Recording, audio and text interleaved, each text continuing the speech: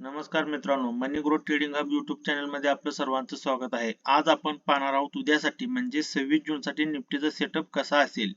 निफ्टीमध्ये आपल्याला कोणत्या लेवल्स वर्क होताना पाहायला मिळतील. त्यापूर्वी आपण आजच्या सेशन मध्ये कशा प्रकारे मुवमेंट झालेली आहे ते थोडंसं चेकआउट करूया. मित्रांनो, आपण कालच्या व्हिडिओमध्ये सांगितलं होतं की निफ्टी काय करणार आहे, 23,700 लेवल ब्रेक करणार आहे आणि आज निफ्टीने आपल्याला 23,700 वर क्लोजिंग दिलेलं आहे.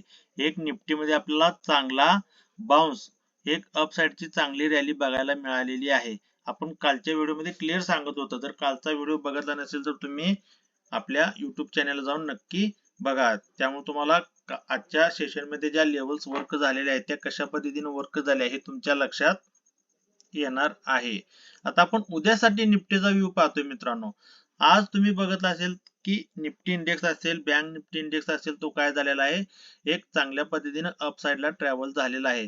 परंतु जर तुमचा पोर्टफोलिओ तुम्ही चेक केला तर त्यामध्ये तुम्हाला असं दिसून येईल की डेली पेक्षा त्यामध्ये आपल्याला आज 3 ते 4 पॉइंट निगेटिव्हिटी दिसत आहे. म्हणजे तुमचा किंवा सगळ्यांचा पोर्टफोलिओ जर तुम्ही बघितला तर 3 ते 4% तो डाऊन आलेला आहे. याचं कारण काय, इंडेक्स तर अप साइडला गेलेला आहे परंतु आपण जो पोर्टफोलिओ आहे आपला, म्हणजे आपण जे स्टॉक्स होल्डिंग केलेले आहेत त्यामध्ये आपल्याला 3 ते 4% गिरावट दिसून येत आहे, निगेटिव्हिटी दिसून येत आहे. याचं कारण काय, तर बाकीच्या सेक्टर मध्ये प्रॉफिट बुकिंग होताना दिसून येत आहे. म्हणजे याचा अर्थ असा होतोय की इंडेक्स मध्ये सुद्धा एक चांगल्या पद्धतीने प्रॉफिट बुकिंग येऊ शकते या हाय लेवल पासून. त्यामुळे आपल्याला आता मार्केटमध्ये जास्त बुलिश राहायचं नाही. एक चांगली डीप भेटत असेल तर आपण मार्केटमध्ये अपसाइडचा विचार करणार आहोत. अदरवाइज आपल्याला मार्केटमध्ये एक चांगल्या पद्धतीने सेलिंग प्रेशर दिसून येऊ शकतं येणाऱ्या सेशन मध्ये.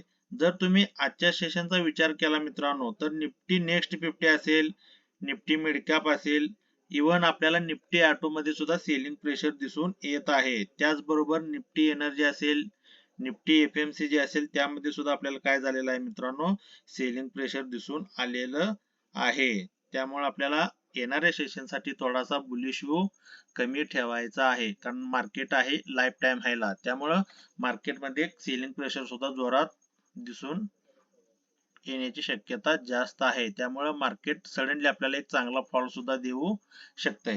तर आता उद्याच्या सेशन साठी आपल्याला महत्वाचे लेवल्स कोणते असणार आहेत ते आपण आता चेक करूया.